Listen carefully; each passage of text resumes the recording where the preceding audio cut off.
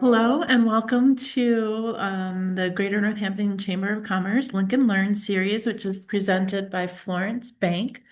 Um, Today we're here with Mike Ekblom from the Northampton Media Group, who's going to walk us through some marketing strategies for local businesses.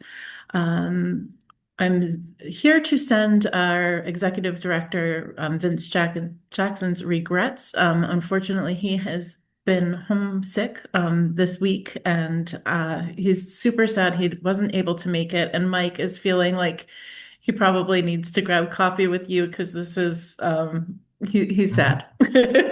I'm happy to talk about this with anyone, anytime. Um, yeah, and really, thank you for the opportunity too.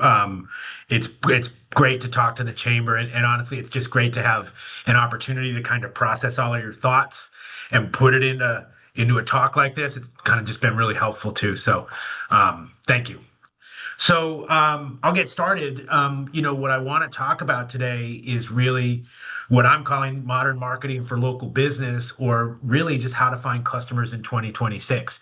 And I think, what the intention here is more than anything else is that we're in this real age of disruption. And, that's true for advertising. It's true for everything. But we're only going to talk about advertising. And what is happening is that there's more options than ever, right? There's traditional advertising, there's social media, there's all these digital products. We're wondering what's going on with AI. People are spending more money than ever. When we look at the amount of money that's being spent in the market, it continues to rise. And yet, when we talk to clients, we find more frustration, more confusion. The solutions are confusing, the solutions are fragmented. It's really hard to tell who to trust or who you're talking to. It's really hard to decide what actually works. And what's clear to me is that the problem is that our strategies haven't always caught up to what has been a really clear shift in consumer behavior. And so I kind of want to spend some time talking about why that is, what that behavior is, and then some ways for businesses to think about adjusting to kind of meet that new reality. Bottom line, local advertising really needs to catch up to the reality of the local marketplace and how people buy things. I do want to mention one thing, which I hope it's clear, and it will be by the end. This isn't a sales pitch. But definitely what I'm going to talk about today, if you talk to one of my reps, they've got the same story. What we're talking about here is really informing how the Northampton Media Group, how the Springfield Rocks Media Group, and really how Saga Communications, our parent company as a whole, is really transforming how we talk to our clients and what we offer our clients. What we're talking about here is really intentional. And also, if anybody's got any questions, please go ahead and interrupt me and ask. So I think first, what I wanted to start out with is just kind of who am I, and why should you listen to me about this? And so I thought I'd just give a short bit of my background on how I wound up getting here, because I started working for the Northampton Radio Group. You'll note we've changed our name.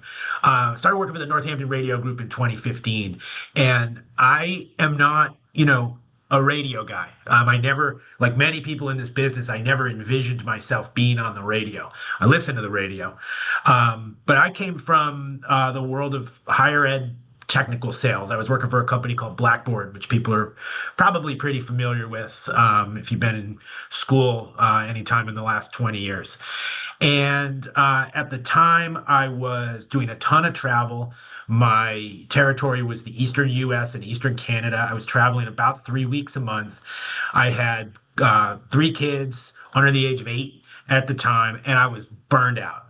Um, I will someday tell the story of the exact moment that I realized I could never do this again and had to start looking for another job. And as is often the case, my wife heard a radio ad and she heard an ad on the river about coming for a sales job. And I thought, you know what? I can probably get this sales job. I got a great resume. Bet I can get this job. And then I'll just do it and I'll figure out what I want to do. And instead, I absolutely loved it.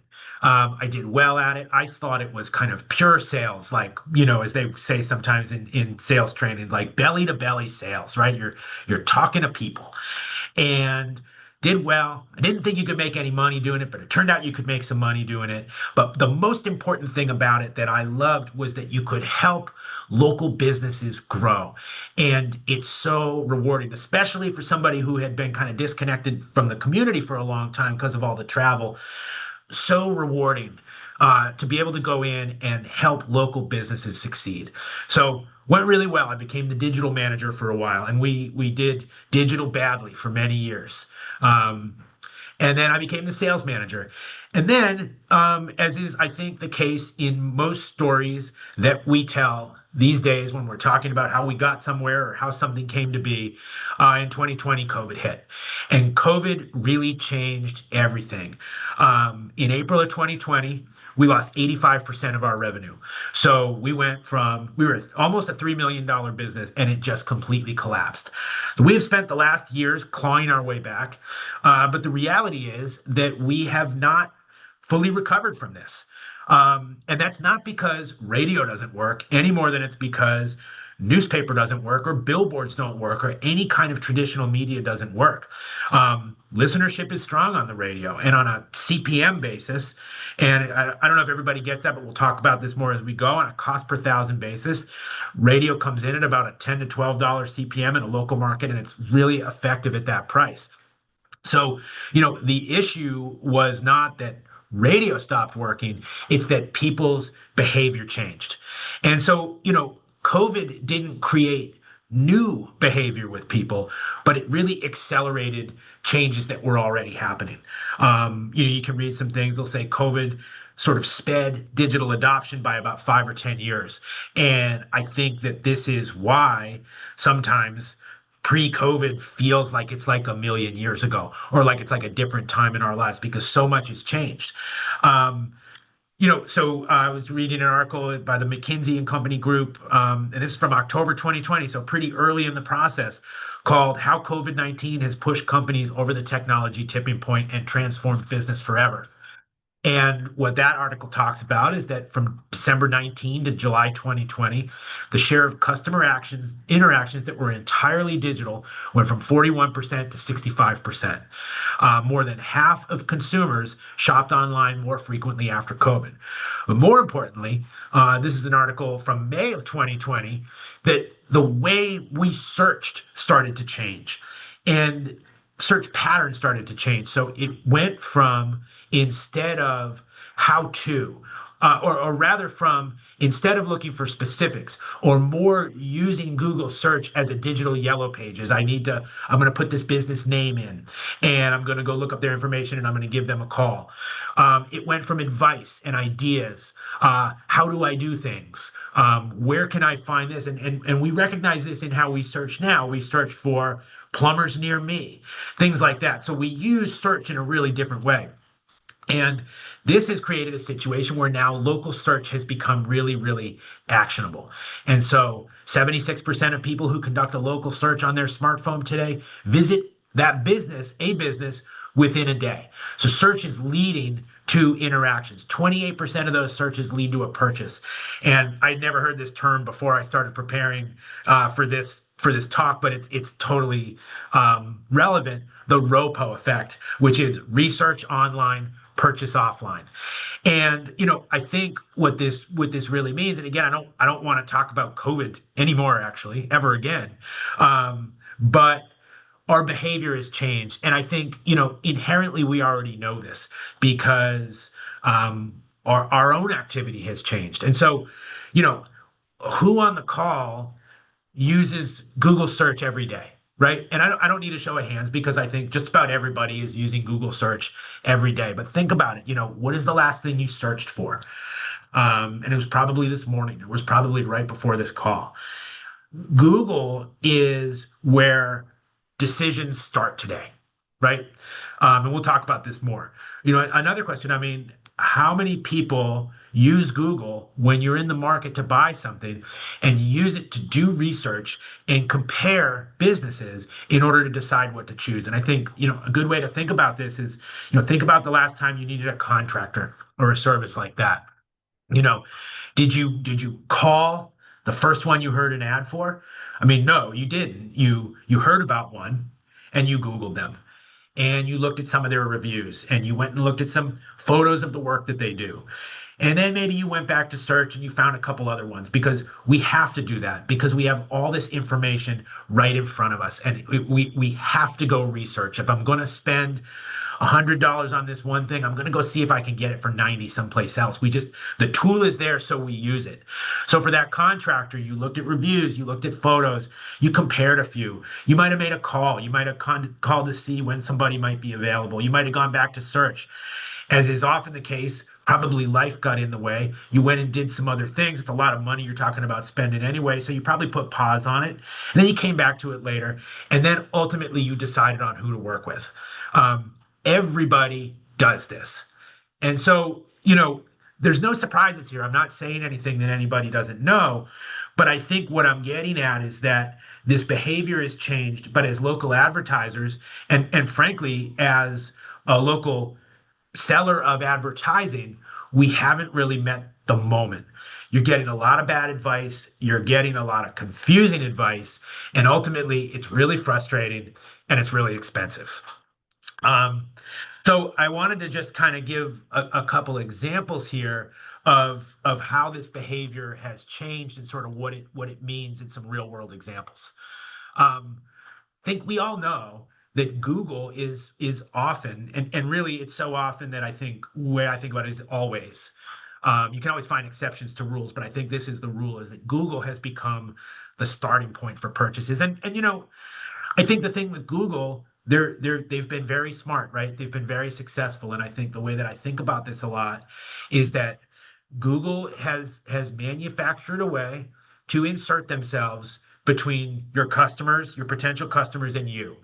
And they need to go through Google to find you, and you need to go through Google to find them. And so I think we all know that Google is this starting point for transactions. Will Google plumbers near me? Or will Google best pizza in Northampton, which is up for debate? Will Google roof repair in Greenfield, right? But many local businesses that I work with are barely or not visible in search when you go searching for the things that they actually do. They haven't necessarily even claimed their Google business listing, and they haven't thought about a strategy for this at all. And what this means is that when people go looking for them, they're not finding them. And when they're not finding you, they're instead finding any number of other people that they can go do business with. So we know that people research before they call you, before they visit you, before they do business with you. We know that they've done their research. But many local businesses, and frankly, again, many ad reps are perfectly willing to tell you this. We still assume that people are going to see or hear an ad and they're going to give us a call. People still sometimes put phone numbers into their ads. And so it's this idea that they're going to hear the ad, they're going to get inspired, and they're going to give me a call. But we know that they don't. We know that the ad triggers the search. And I think, I'll say this again because I think this is a really important point. The way I think to look at traditional top of funnel, if you will, advertising, it always and only leads to a search. And I think if you internalize that message, and again, I'll say it again, if you internalize that message, it really kind of helps you think about what is going on with your advertising. Another way to think about this is that 20 years ago, advertising was the attempt of advertising and the goal of advertising was to close a sale. The way to think about advertising now is that it starts a search. If I hear a radio ad, I'm searching for it. If I drive by a billboard, it was funny. My daughter was mentioning to me the other day that the Oasis billboard, as you're driving out of Northampton and going north, she said, I think that billboard has been there for my entire life. And I think maybe it has been. But you see that billboard, if you're interested in Oasis shower doors, you're going to Google and you're going to look them up. If somebody tells you about a great restaurant, so it's not even advertising, but just word of mouth, you're going to go and you're going to look it up and you're going to look at them. So even if you just need the phone number or directions, you're often, and again, you might as well say always, you're going to do this with Google. So the ad doesn't close the sale anymore. It opens this investigation, and we start undertaking this investigation. We also know that people rarely do something after they hear a message once. And we've been saying this for years. You know, you need to keep repeating your advertising, and this is why. But even more so now, when we have an exposure to something, you know, we search, we look at websites, we leave, we get reminded, we search some more. Finally, we make a decision. But as local businesses, and again, I'll say it one more time, as often ad reps are doing, we imagine that we can run some ads. We kind of cross our fingers. We hope we get some calls. We hope we get some visits. It doesn't happen. And then we decide that advertising doesn't work and we go and move on to something else. But again, all ads in 2026 only lead to one thing, and that's a search. So, um, that I think is a really, really critical point. So I think I'll stop there for a minute and just see if anybody has any questions about any of that or where I'm going with this. I'm happy to add something here, Mike. Sure, please. As most people on the call know, that I had worked for Cedar Chest and Thorns and worked with the media group to do advertising. And as we were getting ready to put our radio ads out there, you have only so many seconds in what you're discussing. And we cut things. We cut 150 Main Street downtown, like 150 Main Street, Northampton. It's Thorns Marketplace because we knew that people were going there for the search. And even as new folks were coming on, that was like, it's being clearer about your message because of the timing that you have to provide it in certain Yes. ways. And I found that to be really helpful. And it was definitely a shift that I learned working with the media group. Yeah. We counsel clients now, don't even put your website there. Yep. No one's typing your web address into the search bar. They're typing your name in and they're going to you that way. And so, you know, again, to your point, like this behavior has shifted. We need to catch up. So I kind of want to talk Mike, about like, yes, can I ask a quick question? of course. Just about the slide you just had up. One thing that we're experimenting with in our tourism marketing is Google Performance Max campaigns and targeting people that are looking for like live music near me and that sort of search query. So it's really that hyper local, geo targeting. And what I'm wondering about specifically with this slide is how important it is in your mind to already have a robust web presence, even if you're not marketing it, so that when people search for something in Northampton, best pizza in Northampton, if you don't have an online presence, are you less likely to come up as the best pizza in Northampton? I mean, yeah, frankly, you are. Yeah, Which again is difficult because as this whole marketplace that we're in continues to evolve, it does seem, I think, for local business owners that, boy, there's another thing that I didn't used to have to do that now I have to do, you right. know.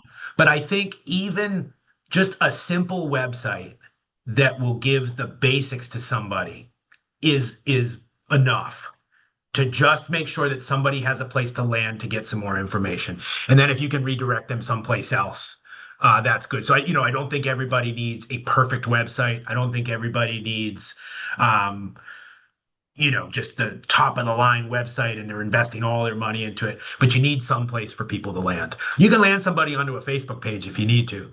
Um, Right. you I know, notice actually we have a business in town, 25 Central, very yep, popular small business. They do not have a website. They only have an yeah, Instagram page and they do very yeah, well. And that's their group and their core audience is finding them there. absolutely. Yeah. So okay, I just Yeah. wanted So to definitely check, ways but to do it. Yeah, thank you. yeah, thank you. So I want to talk about solutions and really what is just meeting the moment, right? And so a couple of things here. It's not about your ads. And what I mean by that is it is important what you say. The words you choose are important. And, in the radio business and in plenty of other advertising businesses, we have spent years learning and working on the right words to use. So I'm not saying that. Um, it's important what you say to drive search. I don't think particularly, and of course I love to talk about radio, but I don't think it's particularly relevant where you're doing that. You just have to be doing some messaging and you got to have your message be right. It's definitely not about marketing products. And I think a lot of people are out there selling products, and it's not about that. It is about the customer. And it's only about the customer and the path that they take to get to your door, which is different. And when you shift that focus from yourself and from what products you are using to market your business and focus only and entirely on that customer and put a picture of them in your head. Who is this person that is going to walk through your door? What are they all about? What do they do every day? And when you start to think about who that person is, something really cool happens, which is the fog of how to reach them kind of starts to lift. And so when you start to understand what the journey of a customer is, really is, you can start thinking about where you can show up in that journey in a way that matters. And really, you can start using your ad budget efficiently and effectively. And what I really want people to kind of take away from this is that, in the beginning, I talked about this is all really complex and it's really frustrating. This can be really simple. This should be simple. We live in a world that is getting more and more complex all the time. So let's find ways to keep things really, really simple. And so I want to break down this customer journey into really just kind of a few words here. And so if you've been pitched within the last year or two from anybody in any of our markets, you've heard something similar to this, which is that every customer takes generally the same path to get to you one way or another. It's got a lot of different roads you can go down, but it's generally the same path. And that is this: a real person out there. They're in their cars, they're in their kitchens, they're in their businesses. They see an ad, they hear an ad, and they get persuaded and they get inspired to act. Typically, it's because they're entering the market for that business. This is why advertising works. It reminds people and it gets in front of people and it reminds them who you are. And all of that is still true. So they hear an ad, and they get inspired and they act. And like we said, this search today, or this action today, only leads to one thing anymore, and that is a search. Now, when they go searching, three things are very important and need to be considered. One, obviously, you have to be there where they're searching. And right now, 90% of searches happen on Google. So you got to be on Google. Um, and we could talk forever about, Google and their goodness or badness, but they are there and they've claimed that spot. The other thing that is true is you have to be there with the same message that got them searching in the first place. And, if you think about Google, you go to Google. Google is essentially a flat space with a bunch of businesses listed on it. Now, there's different ways and there's different things you can do to get yourself pushed up ahead, or, got some images, all kinds of things you can do there. But if you stay on message, they're going to be more likely to make that connection and choose you. And the other thing to focus on is focusing only on what we call highly qualified searchers. And what I mean by that is that we're not in the business of clicks, right? Clicks is not success. Clicks is clicks. We can drive people to click on anything, and we can buy 2,000 keywords that are somewhat related to your business, and we can get you all kinds of clicks. Those are irrelevant clicks, and you're spending money on something that is not going to lead to customers. So the point is, you don't want to spend money on tire kickers, right? You want to spend money on people who are raising their hand and saying, I am in the market for this business. Again, not clicks, customers. So focus on highly qualified searchers. Now, even if you've done all this right, kind of like we said, once somebody is in the market, they have to go do their research. And we have to because we can. And so this is what we call the messy middle or the decision window. And this is where things get a little bit funky, right? When someone is in this decision window, there's four things that they're doing that indicate that they're really ready to buy. And again, this is kind of obvious, but we don't necessarily always think about it this way. If they're really ready to buy, they're clicking on your website, or they're clicking on websites, hopefully yours. They're visiting you. They're coming into your store if that's the kind of business you do, or they're visiting your competitor. They're shopping. They're calling you, or they're calling your competitor, or they're going back and they're searching some more. So clicks, visits, calls, and searches. This is what we're focused on. This is what we want to get because when someone is doing one of or more of these things, they're ready to do business. So it's critical. They're going to do all of these things in any order for any amount of time, right? They're going around. That's why it's called messy. It goes all over the place. It's critical at this point that you continue to remind them that you are the reason that they were searching for in the first place. And you do this with digital ads. And so digital ads, things that they can see and look at on their phones and on their desktops, and these messages are relevant and they're relevant to what got them inspired in the first place. And so, I'll take a pause here and targeted display advertising. I think there's a lot of confusion about this. And to be frank, there's a lot of theories about this, right? And a lot of people think about targeted display in the same way that they might think about other sort of top of funnel marketing. So targeted display, boy, if I just, I get my logo out there and I got some, call us, we do this. Most digital ads, as you probably know, again from your own experience, are ignored. We try to ignore those. So to use top of funnel advertising or rather to use targeted display advertising as a top of funnel medium, you need to buy a ton of impressions to make that work. But if you use it as a bottom of funnel advertising, we're only targeting people who have come to our website or maybe are visiting our competitors or searching those highly targeted keywords that we are using in our Google campaign. Then what we're doing is we're using targeted display as a bottom of funnel, finish the sale kind of a medium. And so these ads become really relevant. They are, hey, you were looking for us, come back, visit us, call us. Use that click, visit, call, search to inform what are we asking these people to do. And remember, with this case, and I think this is a complaint that I hear less and less the further on we go into this, but you're not stalking people. You're not bothering them with a ton of digital messages. They get these digital messages all the time. What you're doing is giving them highly relevant messages because the people that are receiving these display messages from you, you already know they're in the market. You already know that they've looked at you. This is a relevant message, and you're saying, come back and do business with me.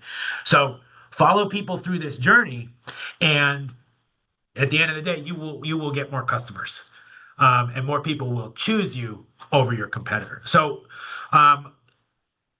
this is just kind of a visual here, and I'll it's terrible. I'm sorry, but I'm not like I told Katie, I'm not a graphic designer. And so um, but this is kind of what we're looking at here. So a good way to look at it is think about things in terms of getting wanted, getting found, and getting chosen. And so getting wanted, when we say get wanted, that's top of funnel advertising. That's radio and TV and billboards and print, can even be social media. And this is where you're telling stories. And the great thing about what this means now, kind of to what you were getting at with the cedar chest, you don't have to waste your ad space anymore on how to call you or where to find you. All that information is already available. So use this kind of advertising to tell stories, to inspire people, to be relevant, and to keep it really, really simple. We're bombarded, right? We are bombarded with advertising. Our lives are busy. Our phone is dinging all day long. Keep it really simple. So, No, you think about I was just going to say, can I pause you for a second here? We had course. a question about what does OTT stand for? That is over the top. So over the OTT is the TV advertising that you would get if you're on like Pluto TV or streaming television, that kind of a thing. So what it is, it's called a programmatic buy. So it's not traditional. Channel 22 comes out, films an ad, runs that ad in the Patriots game or something like that. This is quickly made, almost sometimes repurposed digital ads that you'll see when you're streaming television. Maybe if you're using well, Netflix isn't a good example, but for the sake of the conversation, if you're watching unpaid or Netflix with ads, These are those kind of ads you'd see. Or, recently I've noticed if I'm watching TV, am going to watch a lot of like old classic TV, which is like streaming on Google now. So I watch like The Love Boat or something stupid like that. There are those ads that you see in that on like Pluto TV, that kind of stuff. So it's usually less expensive than traditional TV advertising, but a hugely growing market. Thank you. That answer the question? I think so. Ella, do you have Okay. any follow-up there? No, that was great. Thank you. So getting wanted, and think about this. I'm always going to go back to radio. Think about this as the radio ad that you hear for Paul and Elizabeth talking about pie. And you think, oh man, I would really love a piece of pie. This is that kind of advertising. But then, as we've established, you know that that's going to lead to a search. Now, you could argue, I'm going to hear this ad for pie, I'm going to walk over to Paul and Elizabeth's. That is true. But when you're thinking about your advertising, you need to think about the fact that this is going to lead to a search. And so that's what we're talking about with getting found. You got to be there. You got to be findable and you got to match that message. And I do want to say, when I say you need to be where they are looking, right now that is Google. But tomorrow, that could be anything. A lot of search is happening on TikTok right now, and a lot of products are being sold on TikTok. There's this app that I've been looking at once in a while called Perplexity that I think is trying to fashion itself as an AI search. Google is obviously using a lot of AI search.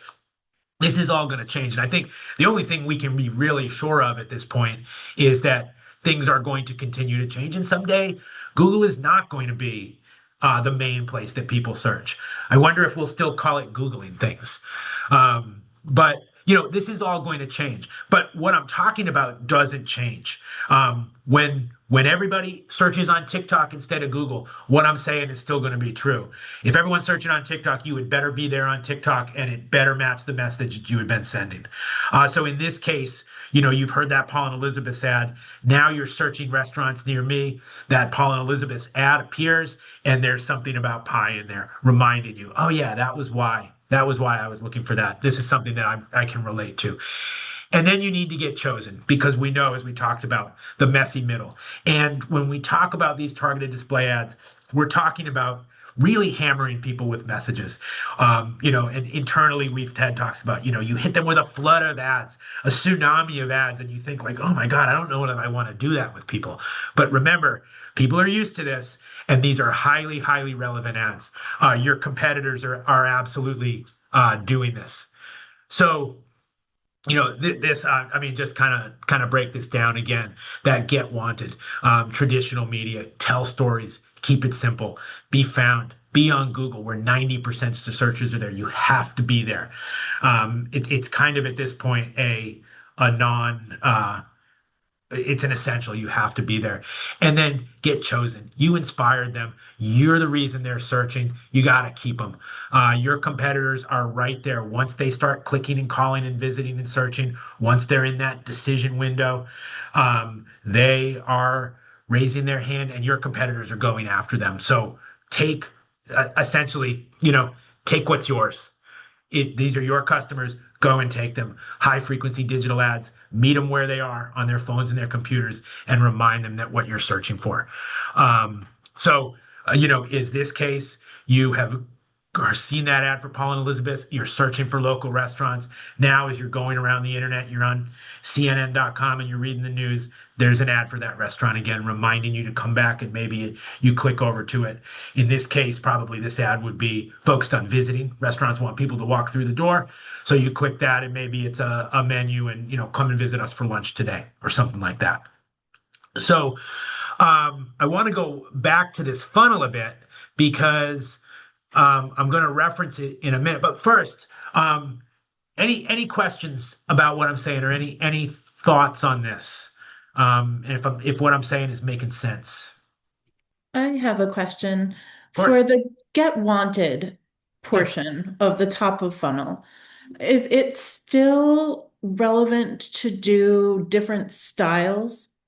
Like to kind of split up your marketing budget and have radio and print and social media, or are people hopping all into one bucket?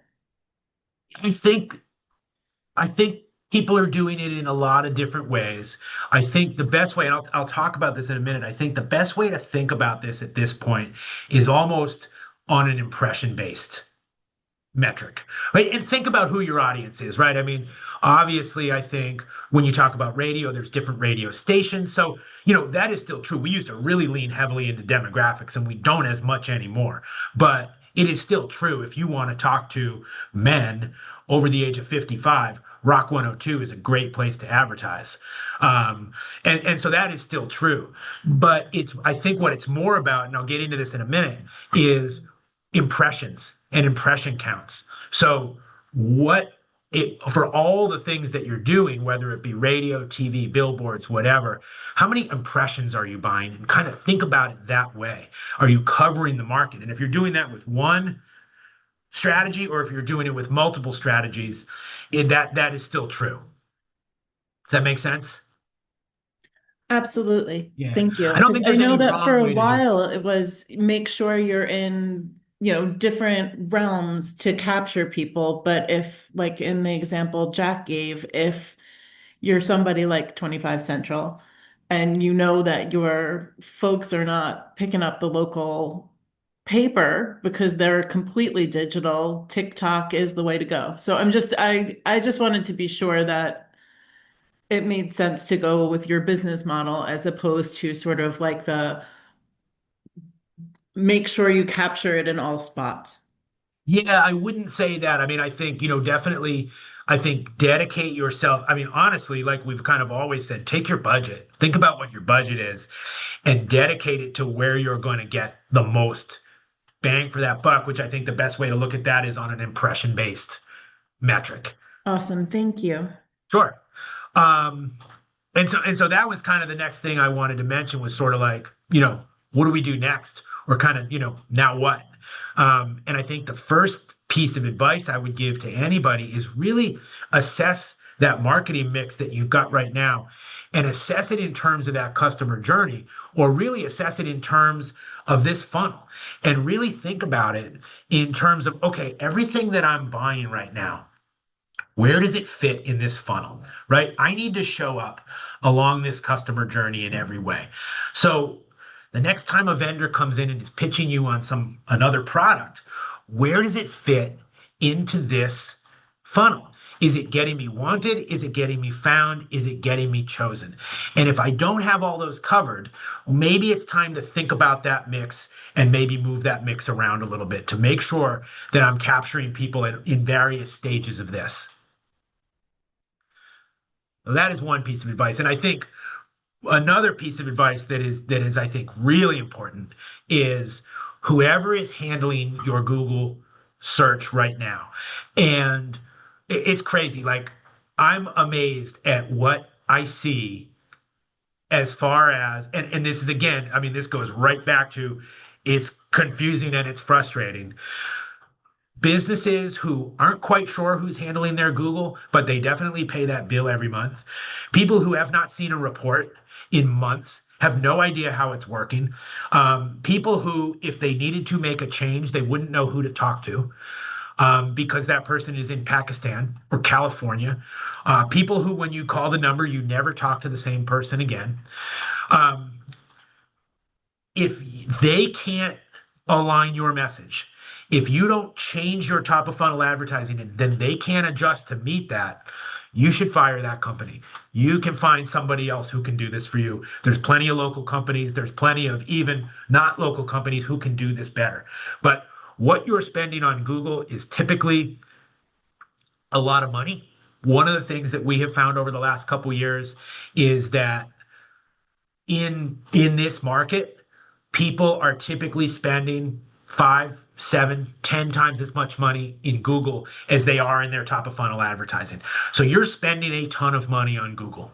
Maybe not you specifically, but as a whole, you as advertisers are spending a ton of money on Google. Get something for it. And you need somebody who's going to be your partner here because it's really, really critical.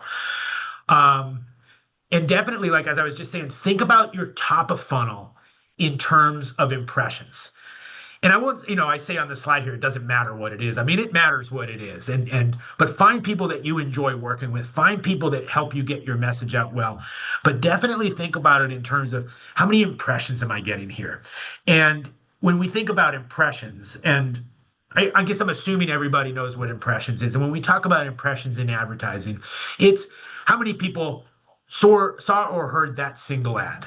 So in radio, what we talk about is we use Nielsen numbers and we say, well, how many people are listening in any given day part? Okay, so when that ad runs, 2,000 people heard it. That's 2,000 impressions.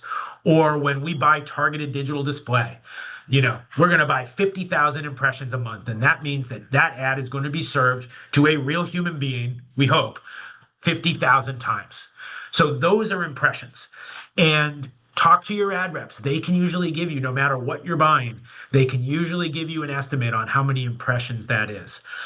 I think in this local market, if you're advertising in Northampton, I mean, this is obviously do a little research on this, but I think if you're buying somewhere between 50 and 100,000 impressions a month, and this is depending on, how small the market is that you're looking to reach, what your type of business is. You can find all sorts of information on this. Feel free to ask ChatGPT. It actually gives you pretty good info on this. But buy enough impressions. And if that means, again, to go back to radio, if that means not buying the biggest radio station, but buying the cheapest radio station that you can afford to buy 75,000 or 100,000 impressions, do that. Grow your business, work your way up to the big thing. An impression is an impression. Let people hear your ads and make sure that you do that enough. And again, I think, somewhere between 50, definitely 100,000 impressions, this market is a nice solid number to start with. And then make sure that at the bottom of the funnel, that targeted display, you're matching those number of impressions. Because what that creates is this situation where people are hearing your ad. Now, this is the case with top of funnel advertising, is that most of the people who hear that message are probably not, it's not relevant to them, right? And that's why we call it broadcast. That's why we call it top of funnel. We're just spraying it out there. So, I can be an auto body shop. I'll never write an ad good enough to have me go use a body shop unless there's actually something wrong with my car that requires that service. But once I am in that market, I am going to be searching for it. And so I want to make sure that it becomes a smaller group of people, which is why that funnel gets thinner as we go. So that top of funnel advertising, now that people are searching, that's a smaller group of people. The people that find you, that's a smaller group of people. So by matching the impressions at the top of the funnel with the bottom of the funnel, you're ensuring that that smaller group of people is going to see enough digital ads that you're going to be able to convince them to do business with you and have them choose you again and again. Does that make sense? That we get a little stuck on that sometimes, but it's just a good rule of thumb. Figure out what your top of funnel impressions are, match them on the bottom of the funnel, and then spend enough money on Google. I'm sorry, this is just true. You got to spend enough money on Google, and there's a lot of ways. Any company that you work with that's willing to sell, that can sell you Google, they can give you estimates on market conditions right up to the moment. There is so much data available today that we can find out in right now how many people are searching for this, what keywords are they using to get there, and we can provide that information. And the thing with Google is all this data is being generated, and you need to make sure that you are getting that data and you are getting good reporting, and that vendor is sharing that reporting with you, and you're using that data either on your own or with them to optimize and continue to change your campaign. Google is not set and forget.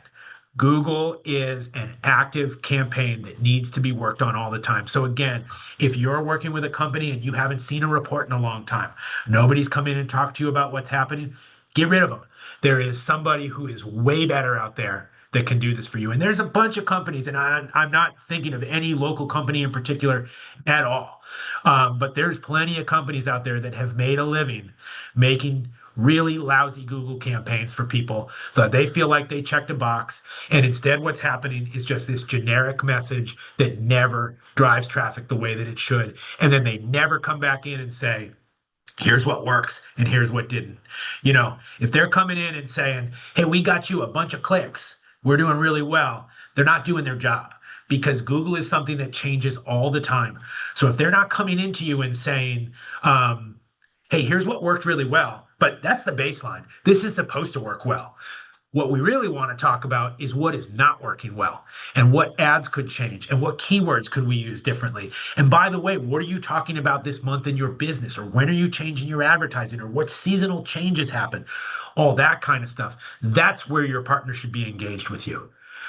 So again, if you're not getting that from your partner, change them. It's okay. There's a lot of Google people out there that'll do Google for you. You can get a good one. And bottom line, I think, and this is something I talk about a lot. Um, whoops, don't abandon the buyer. Okay.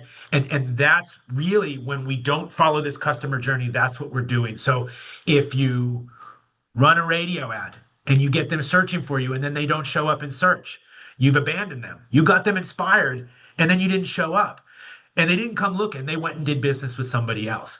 Or if they did show up in search and they came to your website, but you know that they're going to go do research with other companies and they're going to start shopping around and this is going to take a while and it's going to get messy.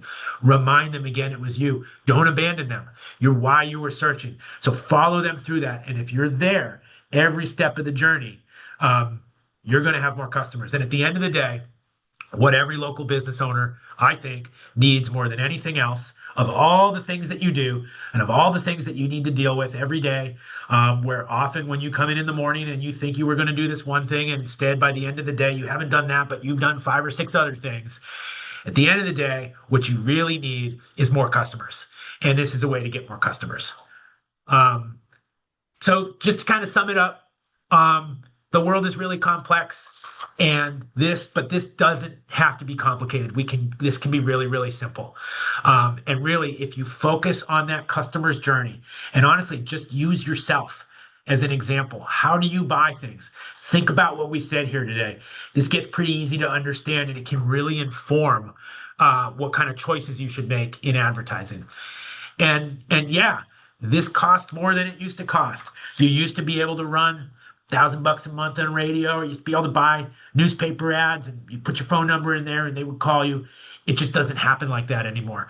And so, unfortunately, like everything in our lives, it seems things cost more.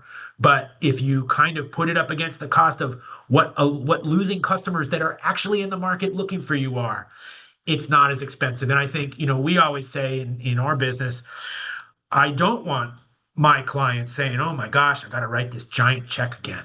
I want them to say, boy, this program, I'm spending a lot of money, but I'm spending good money. And now I can look at my Google Analytics. I can look at my business. I can see how this is going. And I can see that this ad campaign drove X number of customers into me. Each customer is worth about this to me. And this is what, and so now I know that this is working and I'm getting, as we always like to say, I'm getting my ROI on this.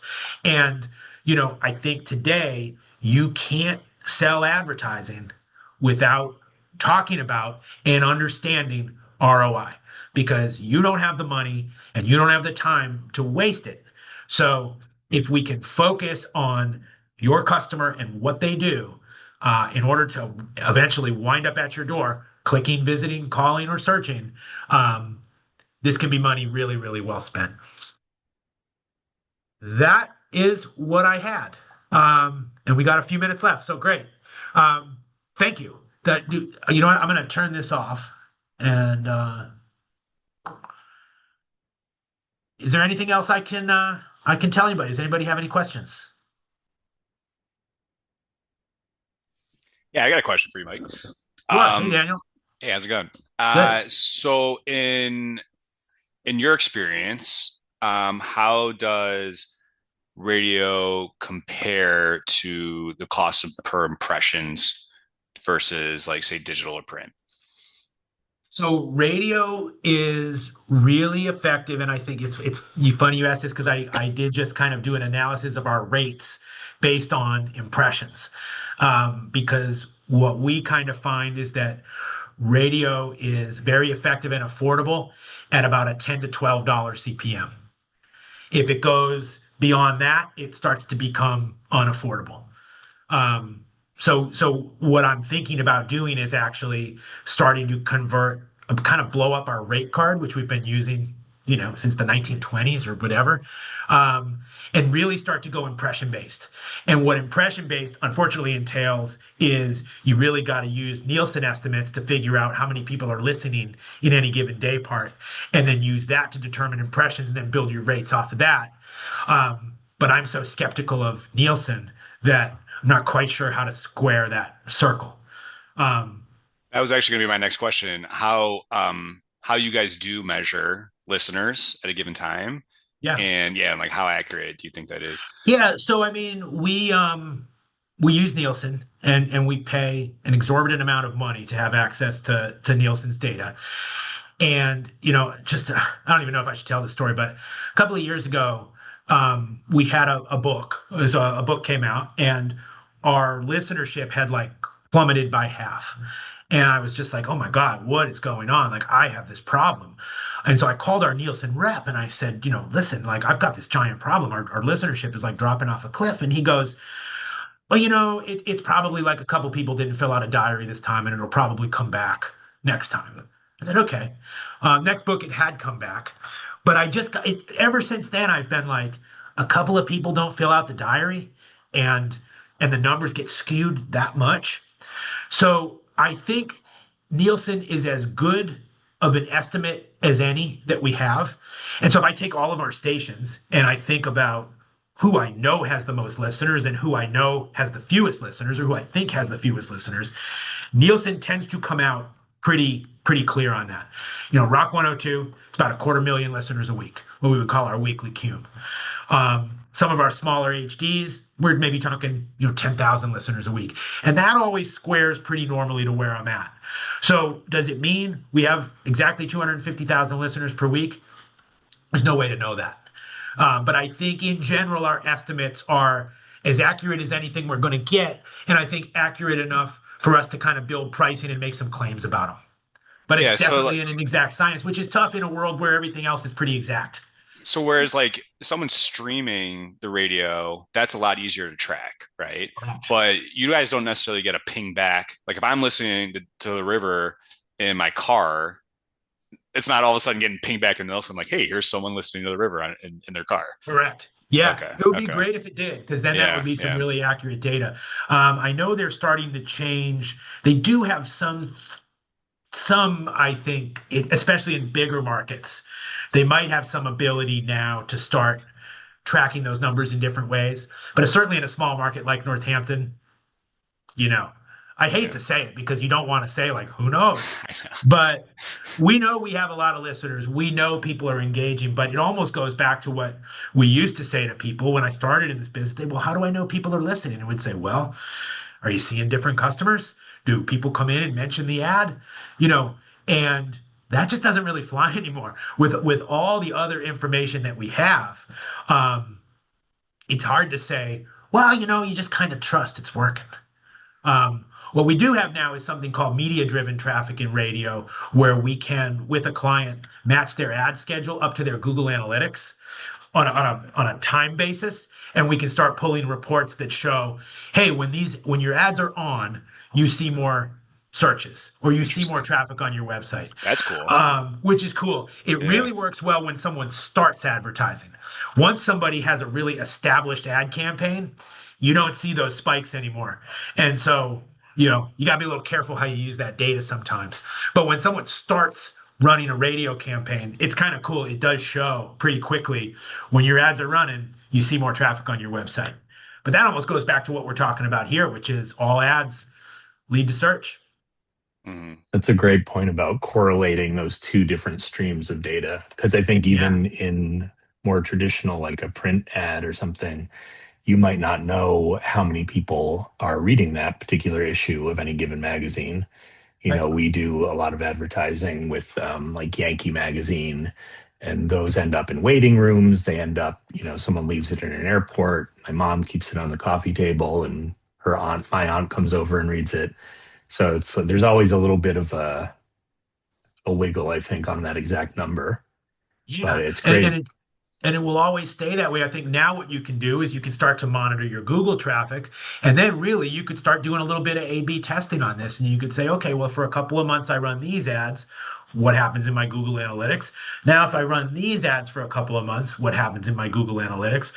But the only way you can do that is by experimenting and testing. And that's just, Right. I think, kind of the world we're in.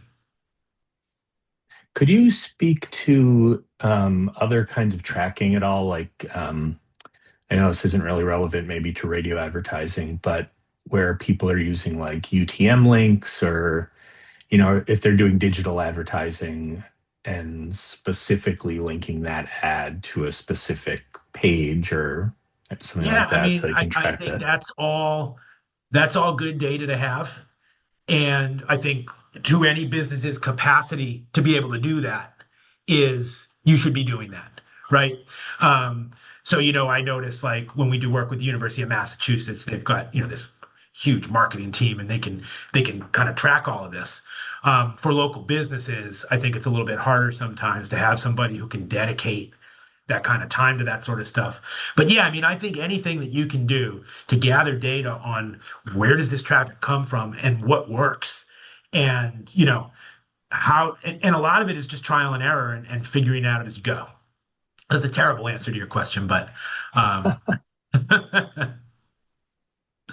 But I mean, like one of the things I tell people is like it is about having your brand out in the mix that you talked about, right, because it's like you need those multiple branding touch points, right? absolutely, and And branding and the still best totally has value.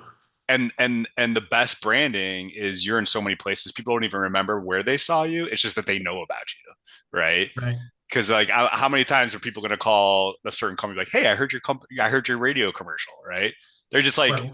"I know of you, and I want to hire you," right? It's more, Absolutely. I mean, yeah, we've got so many stories of, people saying, or clients asking customer like, "Well, how'd you hear about us?"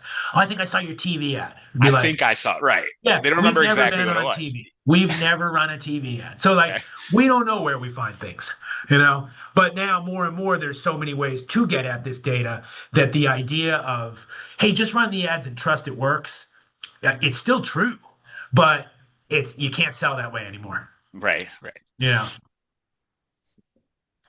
Well, this has been awesome, you guys. Thank you. I really appreciate the opportunity to talk about it and also just to kind of think through it on my own. Um, so it's great. And I would say if anybody has any other questions, feel free. I'm easy to find. Google me. Um, Yeah, thank you, Mike. I think, this is always such a changing landscape. As you said, it's so like we could much. be all on TikTok next year doing this or, Yeah. split by audience. And I think maybe we just need to have you back next year to give us an update. And, it'll be different. And I guess, that's a kind of another interesting piece of advice before we go is that I think if anybody is approaching you and saying, I've got the answers here, they don't, because nobody does. It's all about, let's see what's working. Let's try again. Let's have this be an open conversation and let's continue to work on it because everything is shifting underneath us. So, I think use it as an opportunity, not a challenge kind of, but it is also a challenge. But I also just want to go back to one thing you brought up in your presentation. If you tell a great story, people are going to remember it. Stories work even more Yeah, so now than ever, I think. Stories yeah. work. Yeah. Well, this is great, you guys. Thank you so much. Thank you all Thanks, Thank you, so Mike. Mike. This was much awesome. for attending, and thank you to Florence Bank for their sponsorship of our Link and Learn series. Thanks, Florence Bank.